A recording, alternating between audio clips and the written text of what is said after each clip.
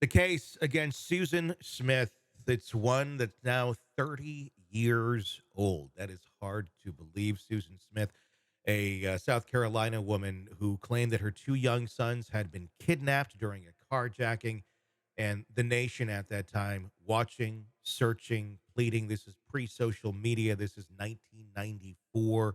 Uh, to find these children alive. Then, about 9 days later, Smith confessed that she drowned her kids in the car, in the lake with them in it. Sentenced to life in prison without the possibility of parole, or with the possibility of parole after 30 years. That's where we are today. At the time, everyone's shocked by this. That oh my God, 30 years she could get out. Maybe she'll be dead by then. Well, she's not. She's not. She's still over there and ready to go. Joining me to discuss, Shavaun Scott, psychotherapist and author. Before we get into whether it's right or wrong that she could possibly get parole, let's talk about what actually happened here in this case. What do we understand drove Susan Smith to take this horrible step of drowning her kids in the vehicle? Yeah, what an awful way for those little kids to die. I mean, I can't imagine their last moments. Yeah. Just horrible. What would drive a person to do that? Mothers who kill their children, there are several hundred cases a year in the US. Most of the time, they're psychotic and they think they're doing the right thing. I think back to the Andrea Yates case in 2001 in Texas, drowned her five kids in the bathtub, which was horrendous, again, made international news. She was terribly psychotic, and she was having religious delusions and thought she was sending them to heaven and saving their souls and that they would not have a chance without doing that. And she was, initially convicted of murder and appealed, and then was found not guilty or guilty, but insane. And so she is lifelong now in a mental hospital, forensic mental hospital. So she's locked up. That case came to my mind, but clearly Susan Smith was not psychotic. The other case that came to mind was Diane Downs in Oregon in 1983. Also, a woman similar to Susan Smith. Diane Downs had been rejected by a man because she had children. And so she made up this story, very similar, about a carjacking, but in this case, she said that the children were shot. And so all three of the children were shot, only one of them died. With Diane Downs, who had extensive psych testing, it was found that she had a severe personality disorder. And I think that's what we're looking at with Susan Smith. So the cases of mothers killing their children, first, the most common, they're psychotic. So they're having delusions and hallucinations.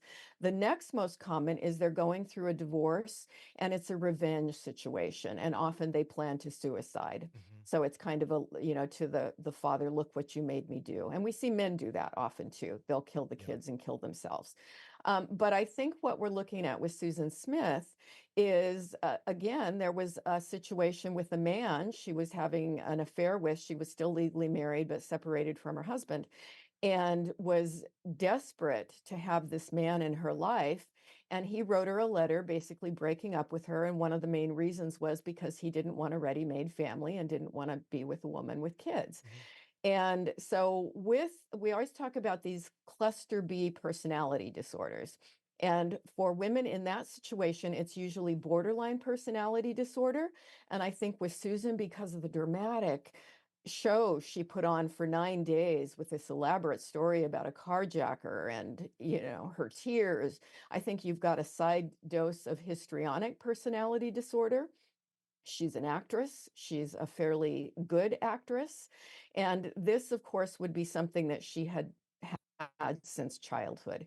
The borderline qualities mean a person is intensely needy in romantic relationships.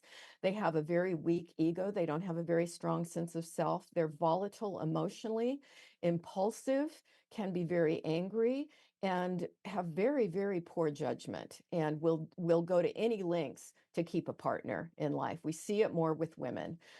Sometimes dramatic suicide attempts in which they don't really intend to die. It's attention seeking and manipulative.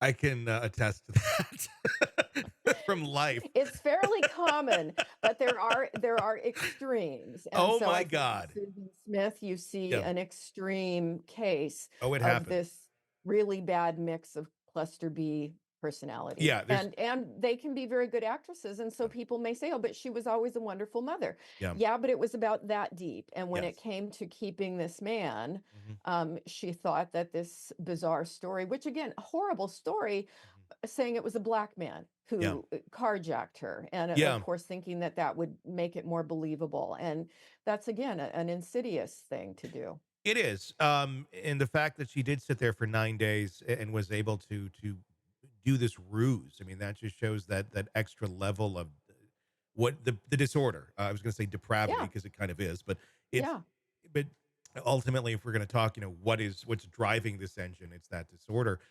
Now we're talking 30 years later. They say, I guess the prison psychologists and such, that she's rehabilitated. She's not going to be a danger out there in the free world. Her ex, who was the father of the children, has been at every hearing. She's already had two attempts at being paroled and failed at both of those, one in 2015, one in 2020. This is the latest coming up here in November. And he's always advocated, no, do not let her out.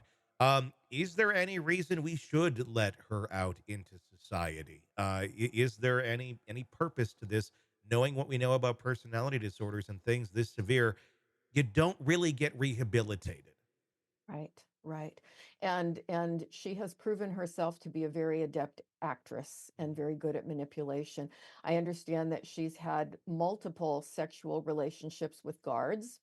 Mhm. Again, you have to wonder what's going on with this lady. And, of course, there are times when guards exploit women, but there are also women who seek out that kind of attention. And that would go with her, what I guess would be her diagnosis, Yeah. always needing male attention. And so, is she really rehabilitated? Is that possible? Would she be a danger at this age, 30 years older? I think she's in her 50s now. Very likely, these people do tend to kind of mellow with Mhm. age. I sure wouldn't let her around kids. Yeah. And I personally, when I go back to the way these children died and the way she lied about it, she clearly knew what she was doing. This was not a person who had a mental illness in the sense Mhm. of they didn't know what they were doing. Sure. Yeah, I can see just keeping her in for life. Yeah, I don't see any positive to this. I'm not necessarily thinking, she's going to go adopt children. I know she could, Right. or she's going to be necessarily seeking out to kill children. But she wants that attention. I can only imagine Yeah. the lives that she still has the potential to ruin, just in a relationship, in a romantic type sense, and the damage that she could attempt to cause there. Again, because this stuff doesn't go away. If this is how you Yeah. think, this is how you operate. That's who you are. Yeah. Yeah. Yeah. And such an extreme Yeah. manifestation of this kind of disorder. It's just, yeah, is it forgivable?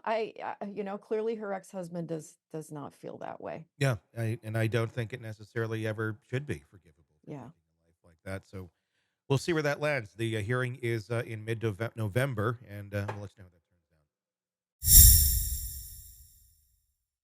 Hey, thanks for checking out the video. Be sure to follow us wherever you download podcasts, and especially Apple Podcasts, where you can get advanced episode and premium content on our premium channel right there. Also, be sure to follow us on social media so you don't miss any breaking updates on the stories that matter to you most. We're on TikTok, X, Instagram, Facebook. Just search Hidden Killers Podcast with Tony Bruschi, and you'll find us right there. Again, thanks for watching.